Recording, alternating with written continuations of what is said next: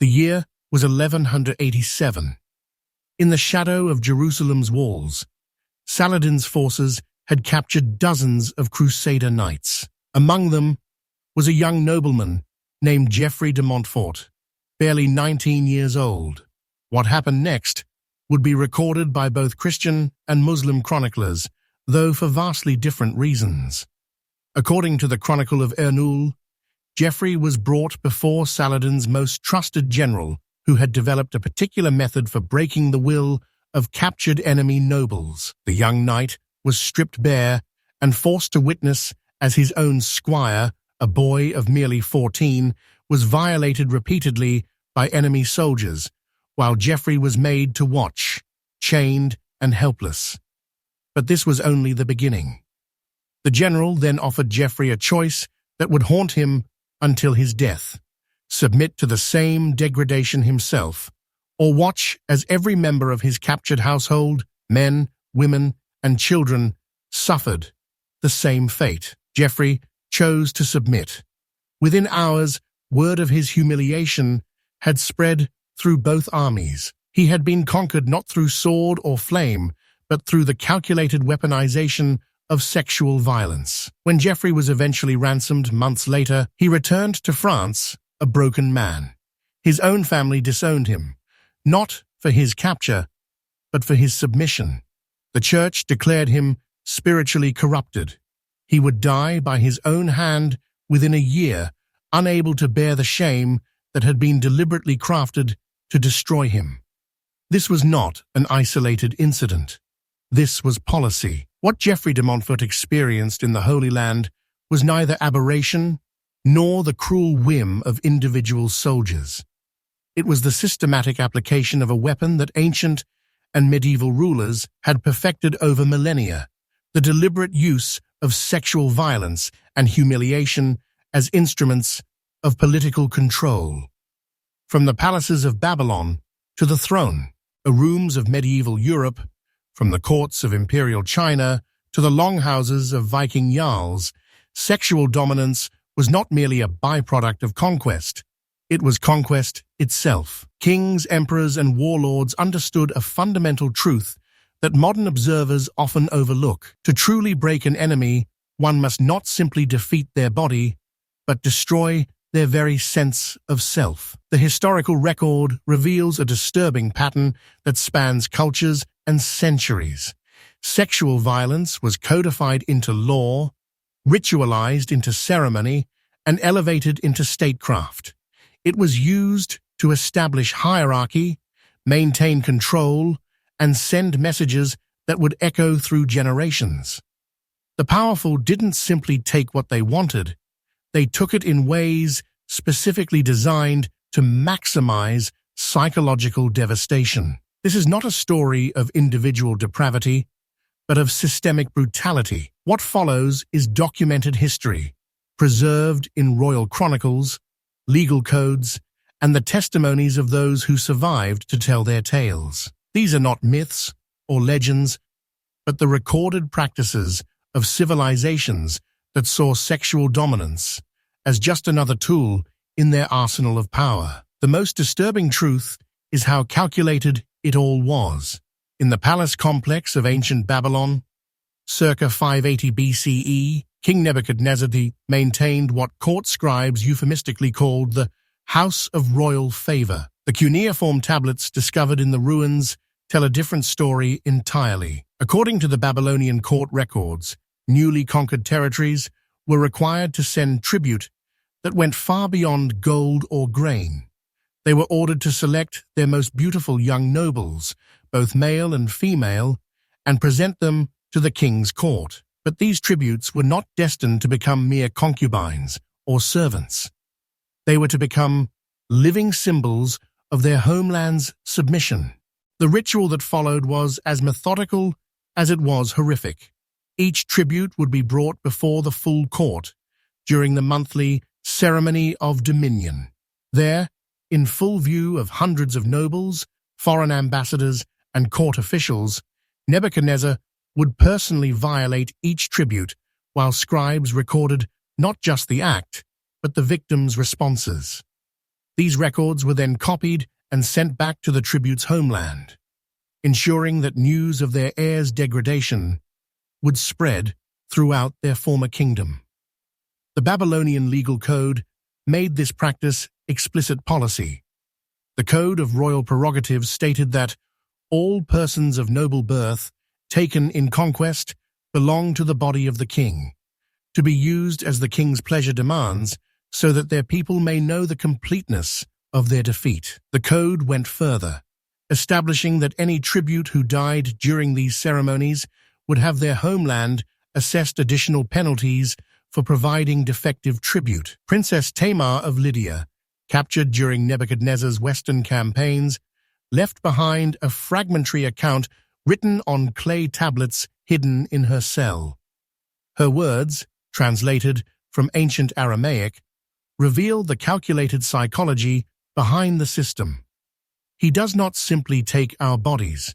He takes them in ways that ensure we can never again think of ourselves as royal, as noble, or as whole.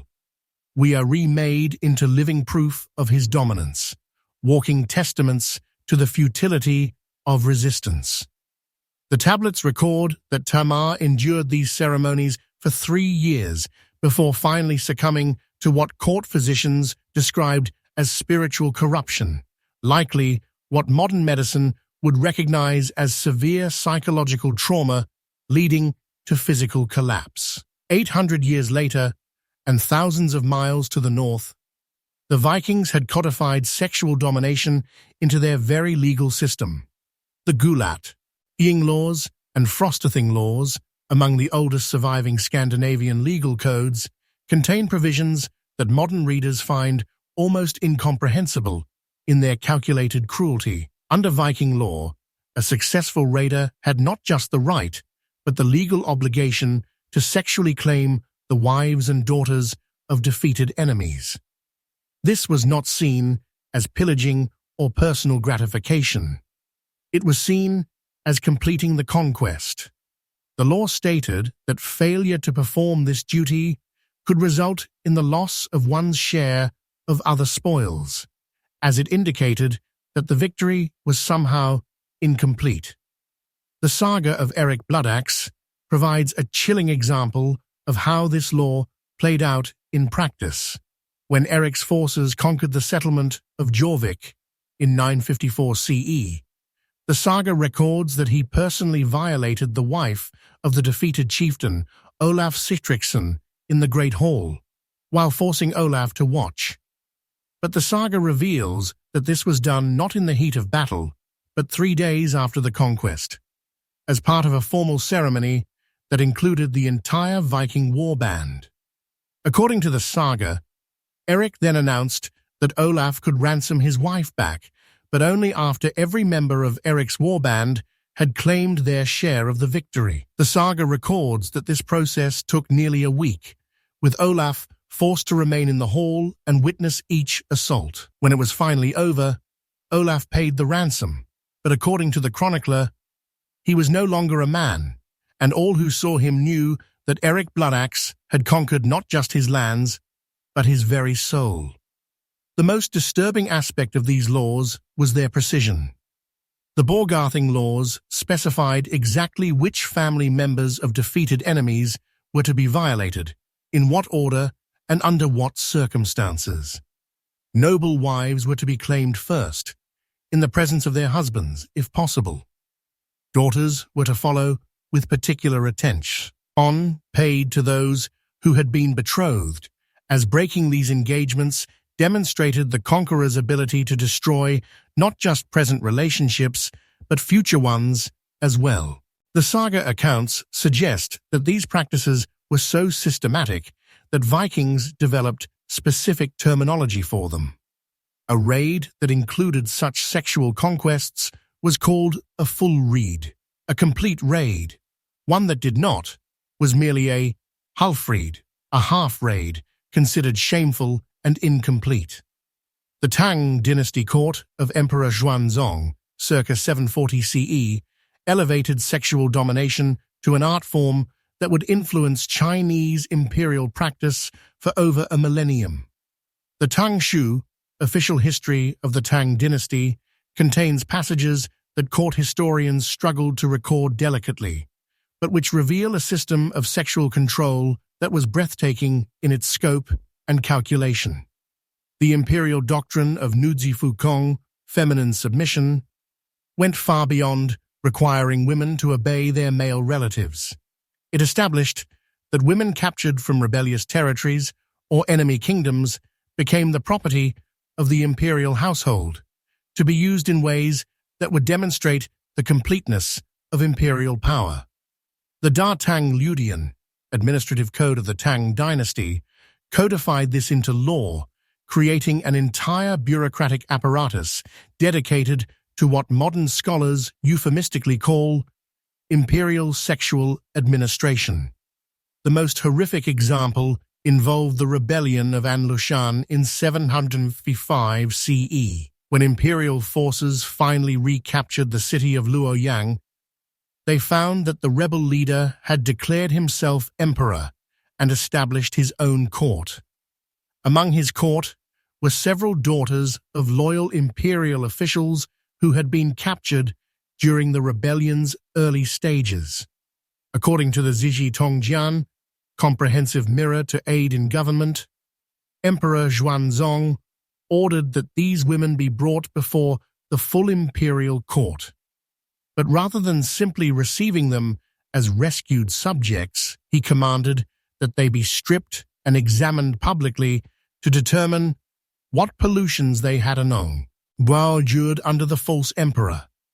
The examination was conducted by court physicians, but in full view of hundreds of officials, foreign ambassadors, and members of the imperial family. The emperor then declared that these women, having been contaminated by rebellion, required imperial purification. What followed was a week-long series of ceremonies in which the emperor and selected members of his inner circle systematically violated each woman, while court scribes recorded every detail. The stated purpose, according to the court records, was to burn away the pollution of rebellion with the fire of imperial dominance. Lady Wei, daughter of a loyal general, left behind a poem hidden in her cell that was discovered centuries later during palace renovations. Translated from classical Chinese, her words capture the calculated psychological destruction. He does not see us as women who have suffered. He sees us as symbols that must be rewritten. Each violation is a brushstroke, painting over what we were with what he needs us to become, living proof that even the daughters of loyal men become nothing more than vessels for imperial will. The practice became so institutionalized that the imperial palace maintained dedicated quarters called the Chengjieguan, purification pavilions, specifically for conducting these ceremonies. Court records indicate that these facilities were used regularly throughout the Tang and subsequent dynasties whenever women of noble birth were captured from rebellious or enemy territories. Perhaps most disturbing of all was how medieval European rulers managed to combine sexual violence with religious justification, creating a system that presented rape as divine will. The court of Charlemagne, circa 795 CE, developed what the Royal Frankish Annals describe as the doctrine of sacred correction, a theological framework that transformed sexual violence into holy duty. The doctrine emerged from Charlemagne's campaigns against the Saxon tribes, who had resisted conversion to Christianity for decades. When Frankish forces finally conquered Saxon strongholds, they found populations that had been exposed to Christian teaching but had rejected it. Rather than simply execute the pagans, Charlemagne's court theologians developed a more sophisticated approach to demonstrating Christian dominance. According to the Life of Charlemagne by Einhard, the emperor's personal secretary, Saxon noble women who had rejected Christian teaching were to be corrected through sacred submission. This meant that they would be violated by Christian knights in ceremonies that were framed as religious instruction. The act was presented not as punishment, but as a demonstration of Christian power over pagan weakness. The most documented case involved the Saxon noblewoman Brunhild, sister to the tribal leader Widukind. When she was captured in 785 CE, she reportedly declared that she would never submit to the weak god of the Christians. The response was both calculated and theologically justified. The Annales Regni Francorum record that Brunhild was brought before a gathering of bishops, nobles, and foreign ambassadors in Charlemagne's palace at Aachen. There, she was formally offered baptism and conversion. When she refused, Bishop Hildebrand of Cologne delivered a sermon explaining that God sometimes used earthly dominion to break the pride that prevents souls from accepting divine grace. What followed was presented as a religious ceremony. Brunhild was violated by 12 Christian knights, one for each apostle, while the court chaplain read passages from Scripture about the submission of the unfaithful. The ceremony concluded with her forced baptism, conducted while she was still naked and held down by the same knights who had just assaulted her. The most healing detail is found in a letter from Bishop Hildebrand to Pope Adrian III, preserved in the papal archives.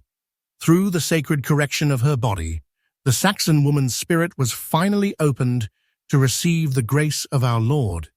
She has accepted baptism and now serves as testament to the power of Christian dominion over pagan stubbornness. Such methods, though difficult to witness, prove most effective in bringing the rebellious to God. Brunhild survived the ceremony, was baptized, and according to court records, became a model Christian convert. But a private letter she managed to smuggle to her brother Widukind, discovered in German archives in the 19th century, tells a different story. "Brother, they have not converted me. They have killed who I was, and worn my skin as proof of their God's power.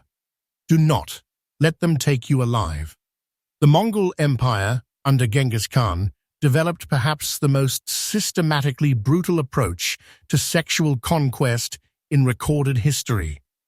Unlike other civilizations that used sexual violence as a tool of immediate dominance, the Mongols created a system designed to psychologically destroy entire bloodlines across generations. The Secret History of the Mongols, written in the 13th century, contains passages that Mongol scholars long refused to translate fully. These sections reveal that Genghis Khan's military doctrine included specific provisions for what the text calls Uzun Bundur, literally womb conquest, a practice designed to ensure that defeated peoples could never psychologically recover from their subjugation. When Mongol forces conquered the Khwarezmian city of Otrar in 1219 CE, they implemented this doctrine with terrifying precision. The city's governor, Inalchuk, had killed Mongol ambassadors, providing Genghis Khan with justification for what followed. But rather than simply execute the city's leaders, the Mongols orchestrated something far more psychologically devastating. According to the Jami al-Tawarikh by the Persian historian Rashid al-Din, Inalchuk was forced to watch as Mongol commanders systematically violated his wife, daughters, and daughters-in-law. But this was only the beginning of the Uzun Bundur. The Mongols then announced that any children born from these unions would be raised as Mongols, given Mongol names, and taught to despise their maternal bloodline. The psychological impact was calculated and devastating. Inalchuk was kept alive specifically to witness the birth of these children over the following months. According to Rashid al-Din's account, the Khan's generals would bring each newborn before the governor and announce, "Behold, another of your line that will grow to serve the Khan and curse your memory." They broke not just his body, but his hope for any legacy beyond shame. The most horrifying aspect of the Mongol system was its industrial scale. The Yuan Shi, history of the Yuan dynasty, records that during the conquest of the Jin dynasty, Mongol forces captured over 30,000 noble women from various Chinese kingdoms. Rather than distribute them randomly among the troops, they were systematically assigned to specific commanders based on their family lineage and political importance.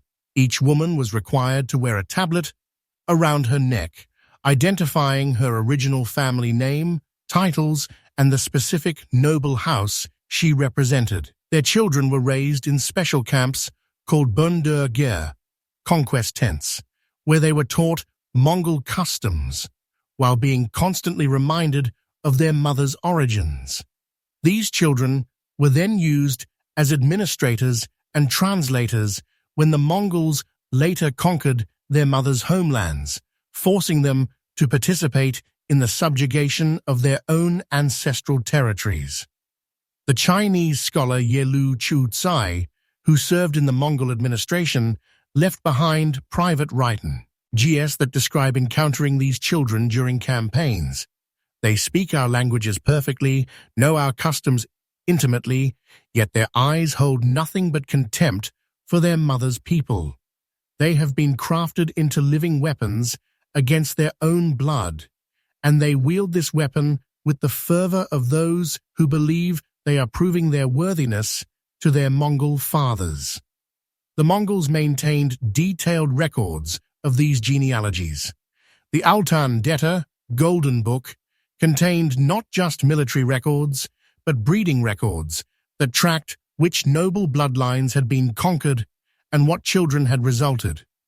Modern historians estimate that by the end of the Mongol expansion, over 200,000 children of noble birth had been born into this system of deliberate cultural destruction. The most disturbing aspect of these practices was not their brutality, but their contradiction.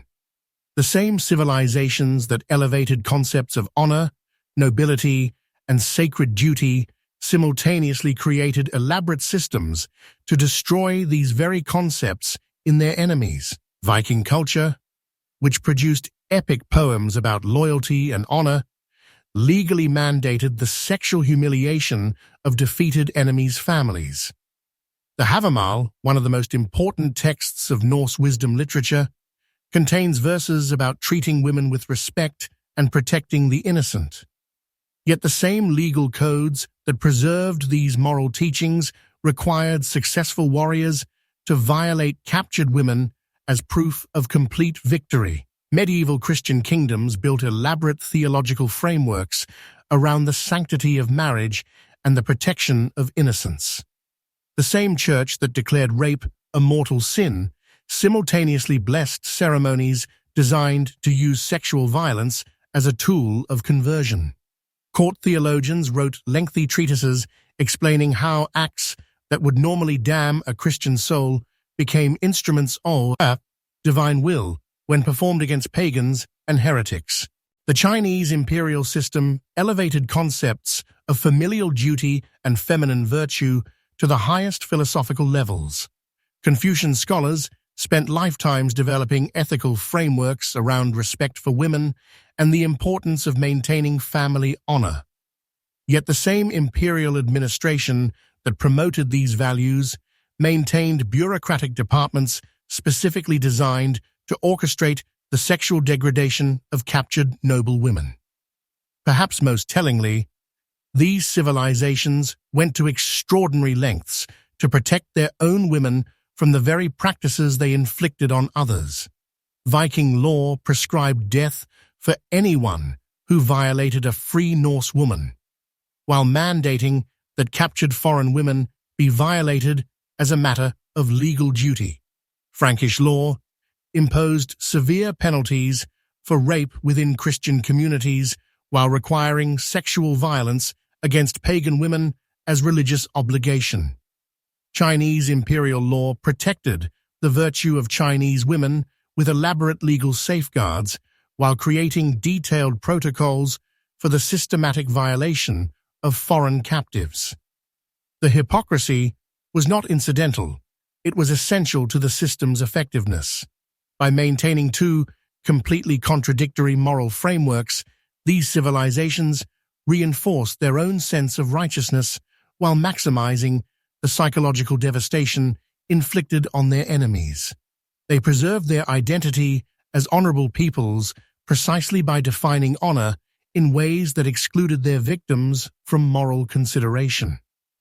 The historical record forces us to confront an uncomfortable truth about the nature of power throughout human civilization. Sexual violence was not an unfortunate byproduct of conquest.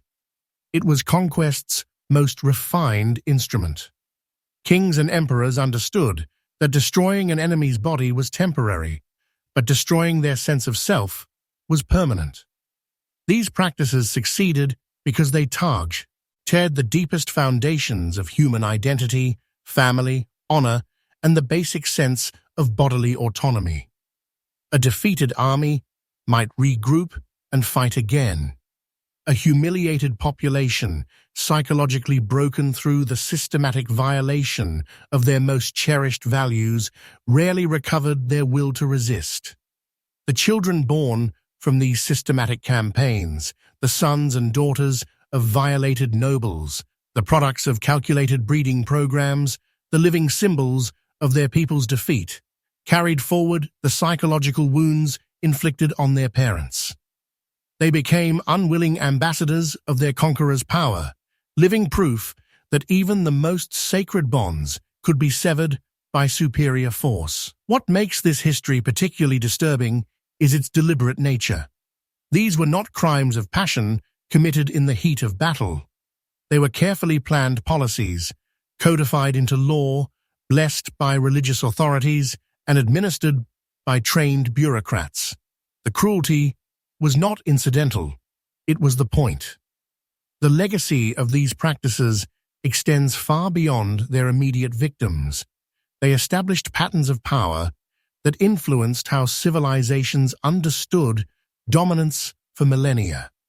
The idea that conquest required not just military defeat, but psychological destruction became embedded in how societies approached conflict. The notion that honor could be transferred through violation, that bloodlines could be corrupted through force, and that identity itself could be rewritten through systematic brutality. These concepts shaped human civilization in ways we are still struggling to understand. Perhaps most chilling of all is how these practices were justified not as necessary evils, but as positive goods. They were presented as divine will, as legal obligation, as the natural order asserting itself. The perpetrators saw themselves not as criminals, but as instruments of justice, agents of their gods, and protectors of their people's honor. The historical record offers no comfort, no redemptive narrative, no triumph of human dignity over systematic cruelty. It simply reveals how easily civilizations convinced themselves that the most horrific acts became virtuous when performed against the right victims. These were not the actions of monsters, but of ordinary people operating within systems that had redefined monstrosity as duty. The examination of humanity's darkest chapters continues to reveal uncomfortable truths about the nature of power and control. In our next investigation, we will explore how civilizations developed increasingly sophisticated methods of inflicting physical suffering, from the bronze devices of ancient Babylon to the mechanical marvels of medieval Europe. What drove human ingenuity to create instruments designed solely to maximize agony? And how did entire societies come to accept torture as not just necessary, but virtuous? The story of humanity's most insane torture devices reveals that the capacity for calculated cruelty may be our species' most consistent trait.